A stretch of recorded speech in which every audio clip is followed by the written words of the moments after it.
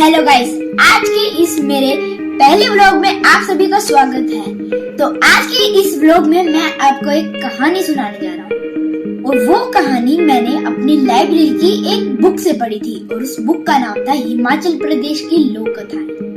तो चलो उसमें से मैं आपको एक कहानी सुनाता हूँ। एक बार की बात है, घने जंगल में एक चतुर, चालाक और तेज सियार रहता था। कोई भी जानवर उससे उलझने की कोशिश तो नहीं करता था, क्योंकि उन्हें पता था कि वो बहुत चालाक है और तेज भी है। खरगोशों को भी ये बाद में पता चला कि उनकी घटती संख्याओं का कारण कोई और नहीं, वो सियार ही है।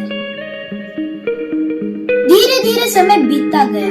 समय के साथ सियार बूढ़ा होता गया और आलसी भी होता गया। अब उसके लिए थोड़ा सा खाना जुटाना भी बहुत मुश्किल हो गया था।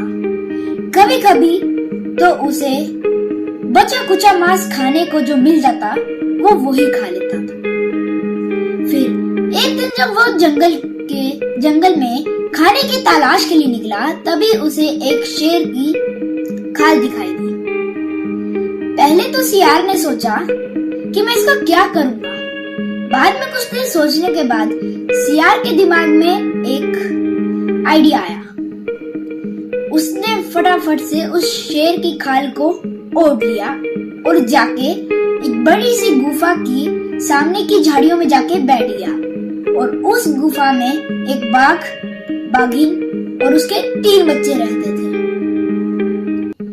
जैसे ही बाघ खाने की तलाश में निकला, वैसे ही सियार शेर की खाल में उड़ा हुआ जाकर वहाँ पे गुफा के सामने बैठ गया और एक रोबदार आवाज में बोला, अरे ओ बाघिन, कहाँ गया तुम्हारा बाघ?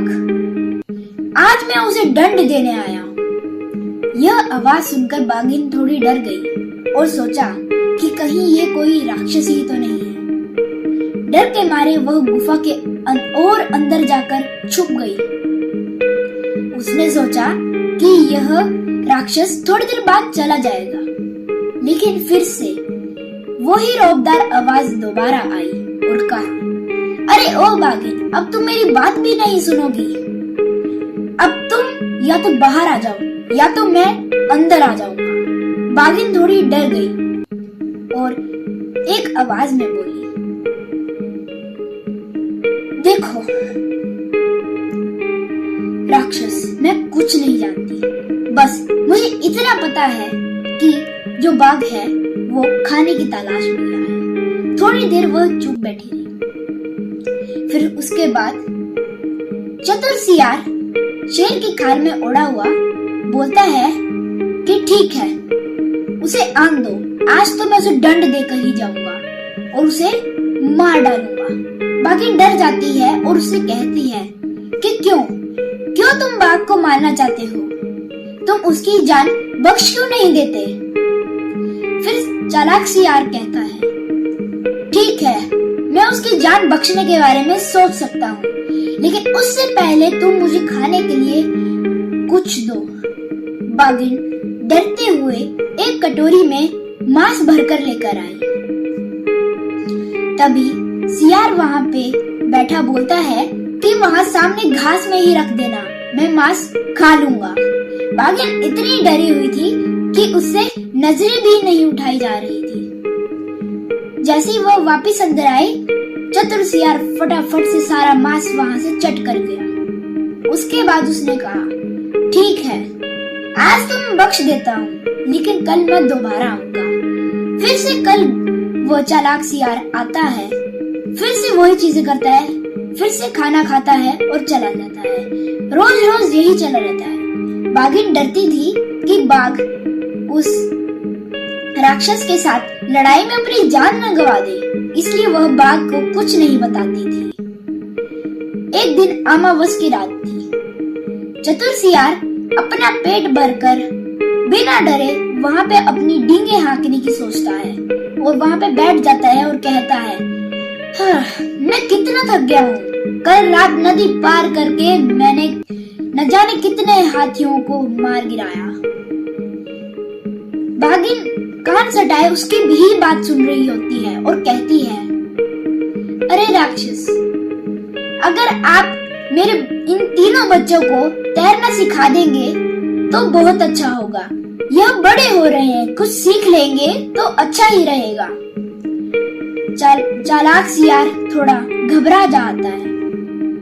थोड़ी देर सोचने के बाद वो कहता है, ठीक है, सुबह सूरज उगने से पहले तुम इन्हें नदी के पास भेज देना। तीनों बाघ के बच्चे बहुत उत्सुक होते हैं।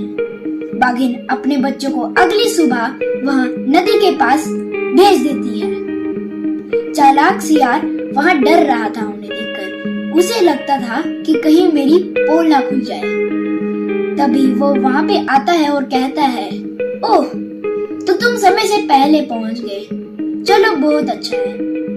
फिर वह कहता है कि तुम तीनों अपनी आंख बंद कर लो, मैं तुम्हें तैरना सिखाऊंगा।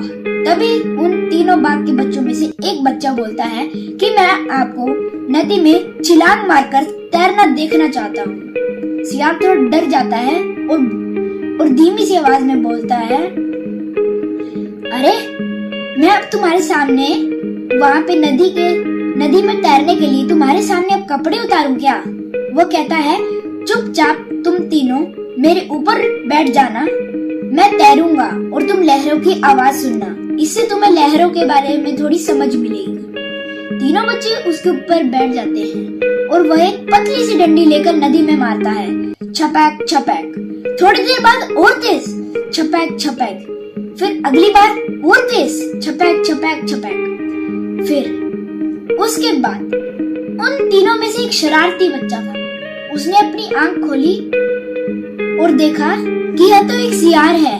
अब आप सोचेंगे कि उसे पता कैसे चला? उसे इसलिए पता चला क्योंकि जो शेर की खाल थी वह थोड़ी निकल गई थी।